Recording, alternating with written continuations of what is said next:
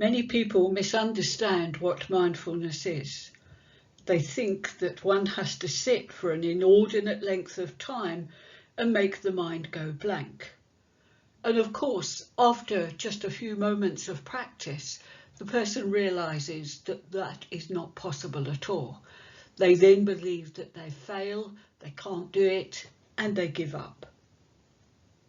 It's worth noting that the only time our mind is totally blank is when we're dead. I'm going to give you a brief overview of what mindfulness is, the effects of mindlessness, and how you can practice it. Before I do that, it would be helpful to understand some basic neuroscience, which explains why mindfulness is such a powerful practice. The iceberg is a metaphor to represent the conscious and the subconscious mind. Below the surface, the subconscious mind is the storehouse of everything that we have experienced from the moment of our conception. Our thoughts, beliefs, and values arise from this. Our physiology also is driven from the subconscious. It happens naturally. We don't have to remember to breathe, or direct our heart to beat, or for our stomachs to digest our food. It just happens unconsciously when we're not paying attention. Everything below the surface affects what is on the surface. It's the part that everybody will see. It's our emotions and our behaviour. Before going any further, if you would be willing, I'd like now to just do a short exercise with you. With your eyes open or closed, please think of a specific time when you had a negative experience. A time perhaps when you felt frustrated, angry, stressed, or even scared. As that memory comes to mind, imagine it so vividly, it's as if you're back there re-experiencing it. So bring that event into your mind now. Imagine it so vividly and imagine stepping into the body of that other you so that you can fully experience it. Noticing all the images that are a part of that event. What you're hearing. How you are responding. What you're saying to yourself. And noticing what you're feeling.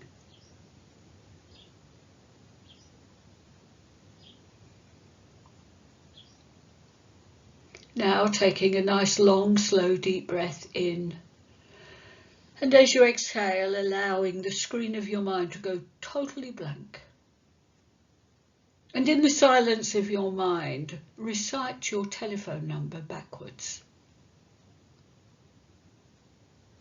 Good. Now recall a time when you felt good. Perhaps it was a special occasion, or you felt particularly happy or proud. Or you're in a special place, or with a special person. And imagine that event so vividly, it's as if you are back there, seeing, feeling, hearing. Fully immersing yourself in that experience.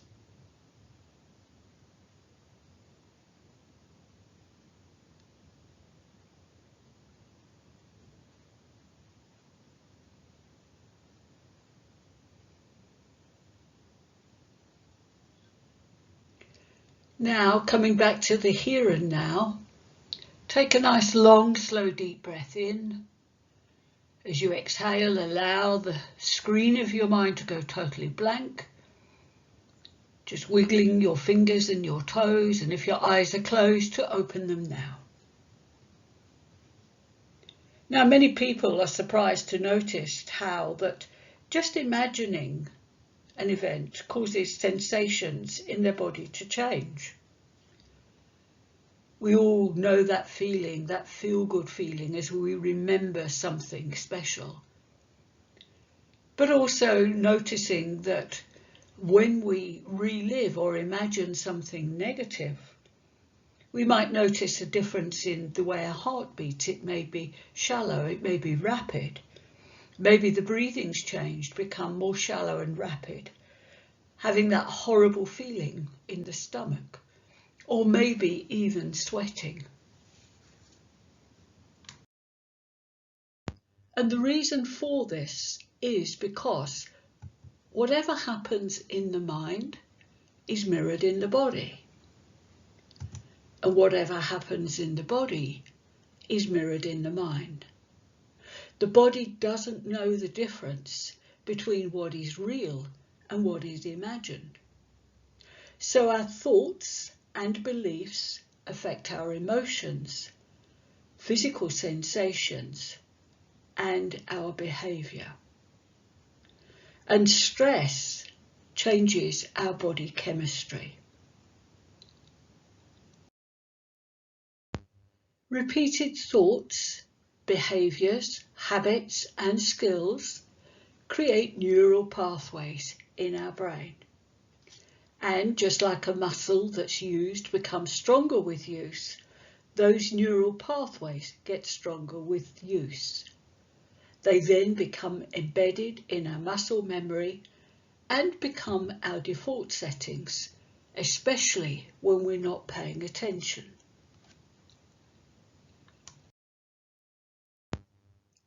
For every skill that we have, habit, way of thinking, neurons are formed. We have billions of them, and this is what they look like. And any neuron that has a relationship with another, they join to create those neural pathways. And this is how these network of neurons are formed. And they create highways in the brain and get stronger with use. We are the only mammals that are capable of creative logical thinking. We do this from the prefrontal cortex, which is in the front of the skull, otherwise known as the new brain. Now, when we are scared or in danger, we go into survival mode of the old brain, which is in the base of the skull. Now, that part of the brain is responsible, or its function is to save our lives. We've got to react very, very quickly. Now, whether that stress is a result of something happening in the environment, such as a threat to life, or whether it's a result of us thinking, the stress takes us away from the creative, logical part of the new brain into survival mode of the old brain. Now, in that state, the brain can only make rapid decisions such as, am I going to freeze, attack, or run away? Now, this has evolved in humans over billions of years, because our ancestors were highly likely to encounter a wild animal in our path. Now, if you've got a dinosaur standing in front of you, you're not going to stand there and weigh up all the pros and cons. You're going to make a pretty snap decision. So the only type or level of thought that we're going to have is, what are we going to do? And it's got to be quick. That part of the brain is not capable of creative, complex thinking. We have to be in the new brain to do that. So to reiterate, stress takes us away from creative, logical thinking and towards survival. There is no logic or considerations of cause and effect in that old brain. So if you live with high levels of stress and it's sort of ongoing all of the time, then you will do most of your thinking from the old brain. You can't think clearly, you overreact, and only later you realise retrospectively what you've done and said that may not have been so smart. Well, you're not in the smart part of your brain, you're in survival mode. So mindfulness will help you to become aware from moment to moment to moment what is going on with you. And you can take conscious steps to make sure that you are operating from that new brain. Now, clearly, you cannot be in two places at the same time.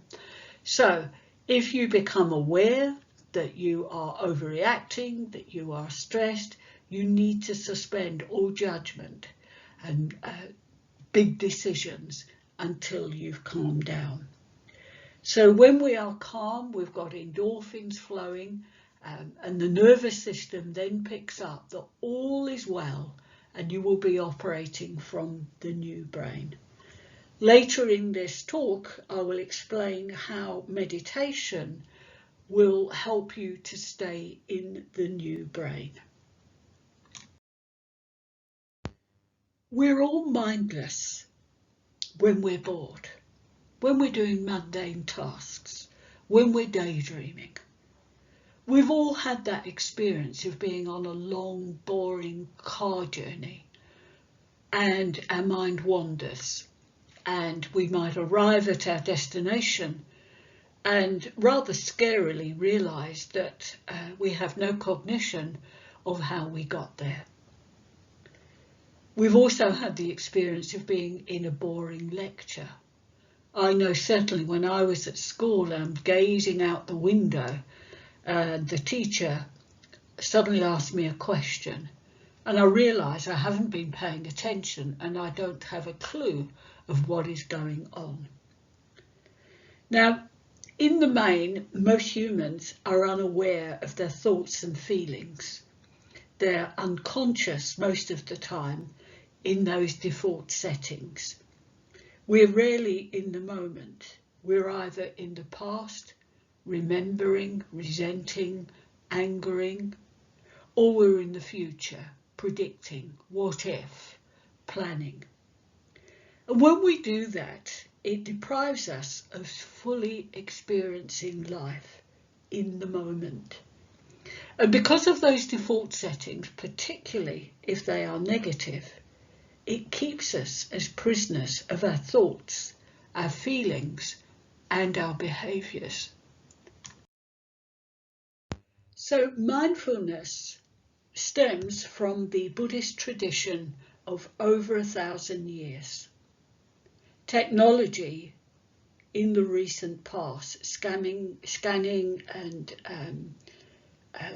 mirror imaging from those scans, has shown how meditation changes the wiring and the makeup of our brain. So now we have proof of the benefits of it. And what mindfulness is paying attention on purpose in the present moment in new ways. It's not about doing or getting somewhere else.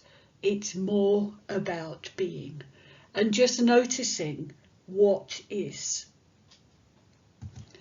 And it's all about witnessing our internal experience in the moment rather than instantly reacting to it. Remembering the iceberg, what I showed you in the unconscious, all of those reactions is what we call unconscious reactivity, and it's not something that we are aware of. So you might ask, why do it? Well, it's about having a more satisfying life. We've all had the experience of going on holiday, and after a few days, when we've relaxed somewhat, we suddenly wake up and notice what is around us. We smell the roses, we see the beauty of nature, and we're getting out then of that doing busy mode to being in the present. It helps us to be physically healthier and happier and wiser because we understand ourselves. And it helps us to cope more effectively and compassionately with our suffering and that of others. We develop awareness by practicing paying attention to our body sensations, our emotions, and our thoughts. We call this the triangle of awareness. Did you know that we have between 12,000 to 60,000 thoughts per day? We don't even notice it. And 80% of them are negative, and 95% are repetitive. And of course, it strengthens those default settings in the brain. So when we practice developing this triangle of awareness, we can ask ourselves, how is it in my mind right now? How is it in my heart right now? And how is it in my body right now? And of course, we don't have to ask using thought alone, because we're capable of feeling how it is in the mind, the heart and the body. This knowingness is called awareness, without being caught up in any of it, as we take on this observer position, just being present with ourselves and noticing what is actually happening. And when we do that, we have freedom of choice and make a choice and a decision that is right for us. Consciousness is developed by being aware, tracking data from our senses, noticing from moment to moment what we're seeing, what we're feeling, what we're hearing, what we're saying to ourselves, our emotions and our thoughts, and choosing what we want to pay attention to and to focus on. Being aware is not the same as thinking. It's much bigger than that. It is like a container holding thoughts, feelings and body. Sometimes it can be overwhelming, such as when we're in pain or we're fearful. Feelings come and go. Mindfulness will not eradicate pain. It is part of the human experience. But what we pay attention to and our attitude can make all the difference as to how we cope and navigate our lives. So, for instance, if we are under threat of redundancy, if all our thoughts are negative, we're predicting the worst case scenario, that's going to cause a lot of stress and unhappiness. And as I explained from the diagram in the brain, if you are fearful and stressed, you cannot make the right choices. You're not in the right part of the brain to get yourself out of it. But if your thoughts are positive, if you just have that acceptance that, yes, I'm scared, yes, there is a lot of uncertainty, but to just notice that and to do the best that you can to keep calm and stay in the creative, logical part of the brain, it will be a lot easier for you to cope with those difficult times in your life.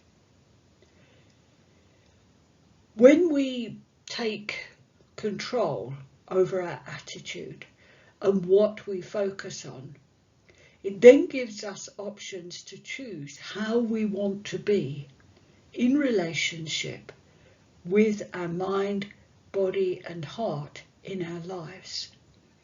And it gives us an acceptance of what is.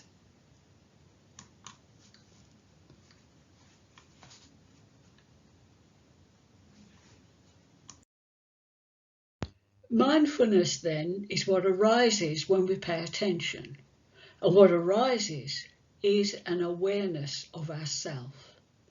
And in so doing, we increase our baseline clarity and our equanimity. Our practice then is to tune our machine, our mind, to stabilize it so that we can do the work of paying attention.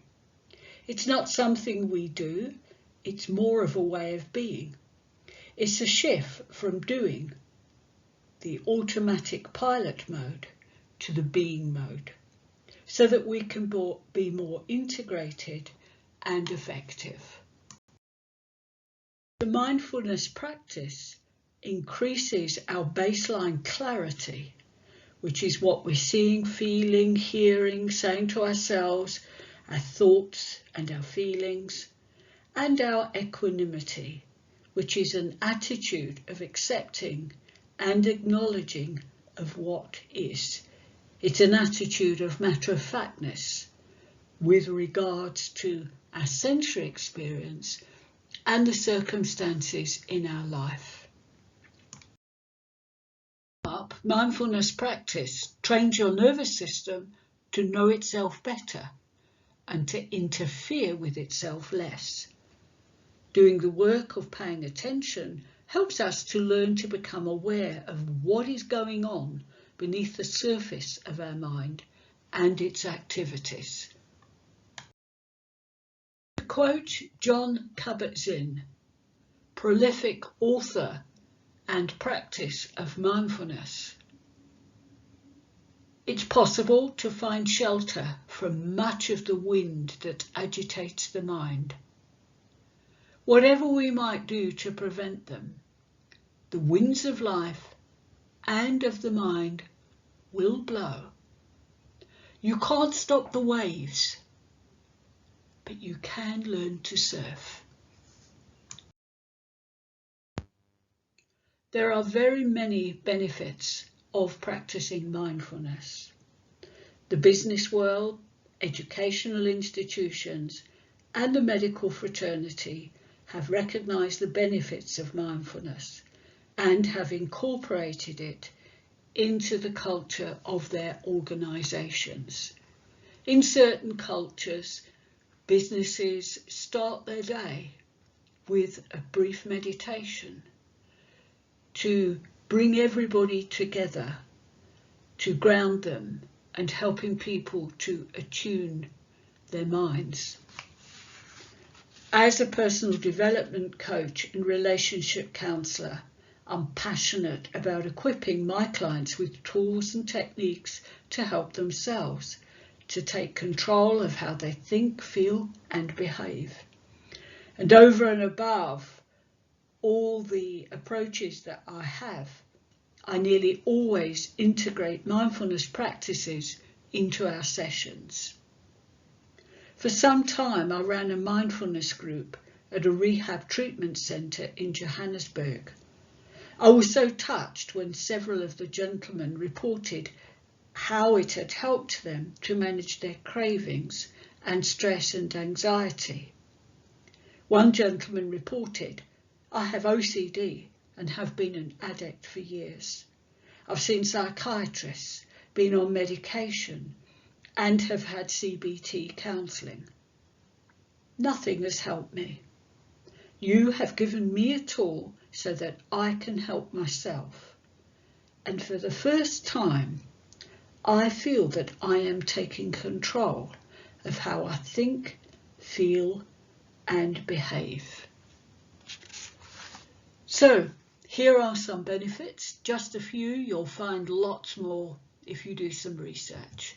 So, it helps reduce anxiety, it improves focus and concentration, it enhances creativity, because if you are taking steps to be in the prefrontal cortex, that new brain, then you've got all the creative juices there that you can access.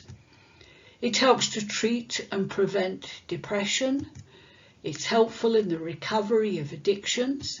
It helps manage cravings. It helps you to enjoy experiences more because you're being in the present moment. And it helps to determine feelings, both good, bad and neutral, before reactions from the subconscious mind and those emotions or attitudes come into play.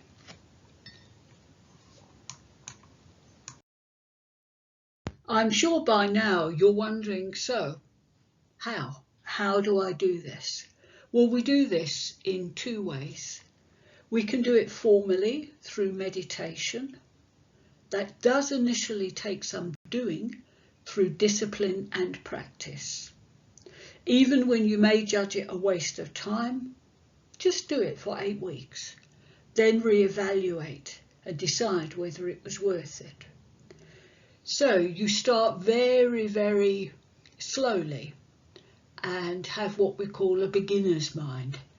Give yourself a bit of slack, and just like anything that you've ever had to do that you've never done before, give yourself permission to stumble. So start with maybe 2 to 3 minutes twice a day. Just set a timer.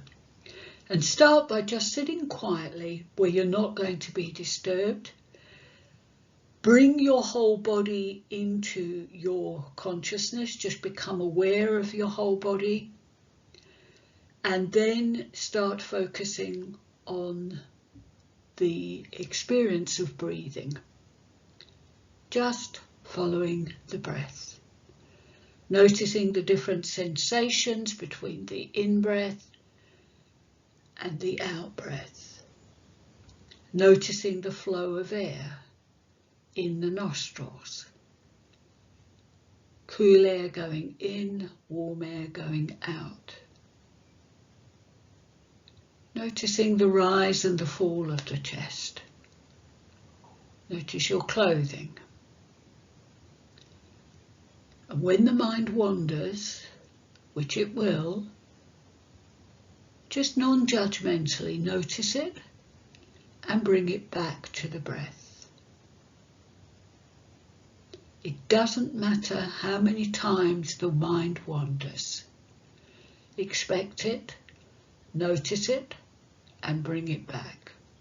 If your mind wanders 100 times, bring it back 100 times. Just being present in the moment. And the whole idea is to just notice. Notice what those thoughts are that come and go without attaching to any of them. Notice what you're experiencing in your body, sensations, pain, discomfort. And just keep going back to the breath. Now we focus on the breath because it is a constant. It's always there. So it's a good point of focus.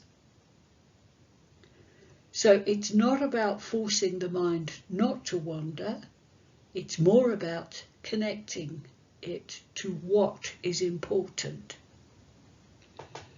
So there are many, many downloads that you can get on the internet. You might like to just start, as I've explained, and you can develop it from there after daily practice of some time and just gradually build up. It's all about the discipline of doing it. Not expecting any outcome whatsoever, just spending time to be with yourself, for yourself, by yourself. And the whole aim is to notice. The other way we practice mindfulness is informally through mindful activities. So we can have a mindful shower.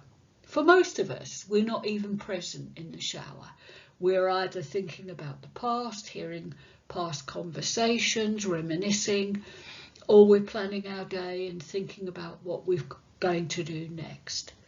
So a mindful shower might be involving hearing the water, feeling the temperature, feeling the gel or shampoo, smelling it, feeling the water running over your body, feeling the ground beneath your feet, hearing the shower door perhaps, and being fully present.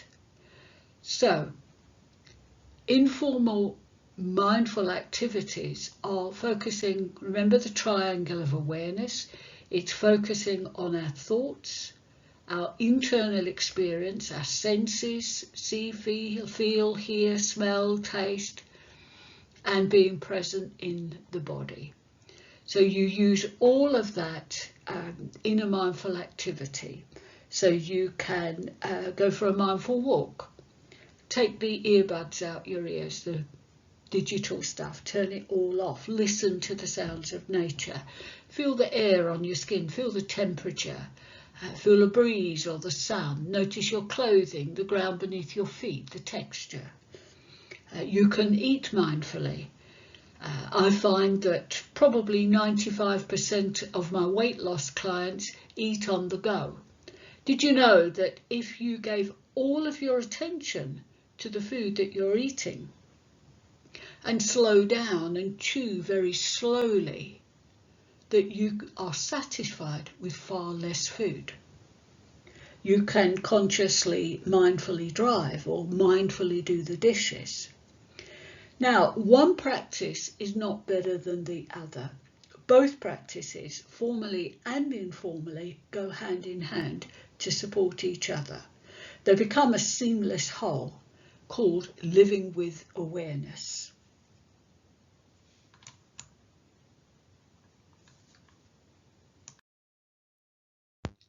Call me if you want to know more.